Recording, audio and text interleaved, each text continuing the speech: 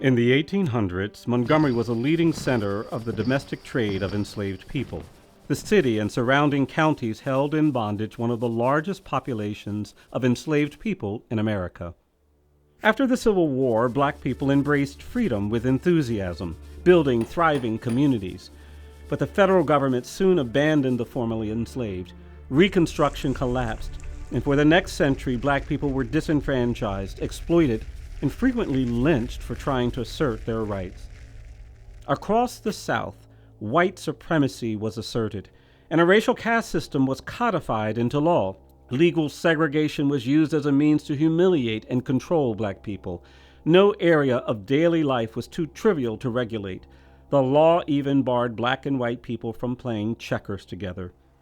On city buses in Montgomery, black riders were forced to pay their fare at the front, disembark, and reboard through the rear door. Buses would sometimes pull away, leaving black riders on the roadside. The first rows of city buses were reserved exclusively for white riders. Black people were forced to stand next to empty seats. When white people filled the front rows, black people were required to give up their seats for white passengers. The majority of bus riders in Montgomery were black women, most of whom were employed as domestic workers in white homes. After decades of humiliation, some black women began protesting. In 1942, Ella Reed Jones, a college student, refused to give up her seat to a white person because she was feeling ill. Ms. Jones was arrested, beaten by police officers, and fined. 2 years later, Viola White refused to vacate her seat. She was arrested and convicted of disobeying a bus driver. In 1950, Hilliard Brooks, a 22-year-old World War II veteran, boarded a city bus, paid his fare, and then was told the bus was too crowded and he had to get off. When he asked for his fare back, the driver refused and then called the police.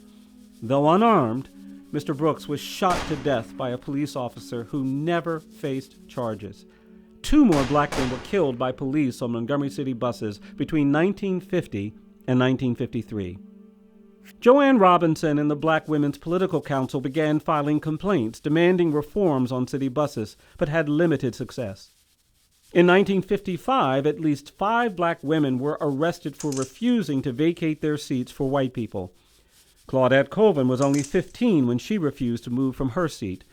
Over the next 6 months, Janetta Rees, Aurelia Browder, Mary Louise Smith, and Susie McDonald refused to cooperate with segregation and were arrested. Finally, on December 1, 1955, after her shift as a seamstress, Rosa Parks boarded a Montgomery bus home. During the ride, the bus driver ordered Mrs. Parks and the 3 other black people to give up their seats for a white passenger. While other black passengers complied, Mrs. Parks refused. She was arrested and jailed for violating segregation law. News of Mrs. Parks' arrest spread quickly because she had been a fierce advocate for black people, the secretary of the NAACP. The Women's Political Council sprang into action. It was time to start a bus boycott. Tens of thousands of leaflets were circulated across the city, and early on Monday morning, December 5, black leaders anxiously watched as empty buses rolled through Montgomery's streets. The boycott worked. 50,000 black people, nearly every black resident in Montgomery, refused to ride city buses. No matter how tired they were after a day's work, no matter the weather, and no matter how far they had to travel, black residents walked, biked, took taxis, carpooled, and even rode mules and horse-drawn buggies. A mass meeting was held that night, and Dr. Martin Luther King Jr. was elected to lead the boycott. Thousands of black people jubilantly cheered when it was decided that the boycott would continue until racial segregations on buses ended. Police began harassing and arresting boycott participants. The homes of leaders were bombed. Black churches were bombed. The home of a white pastor who supported the boycott was bombed, but black people continued their boycott.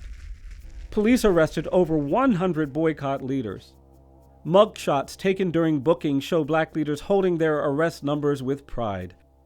A young black lawyer named Fred Gray filed a lawsuit on behalf of the women who had been arrested, asserting that racial segregation on Montgomery City buses was unconstitutional.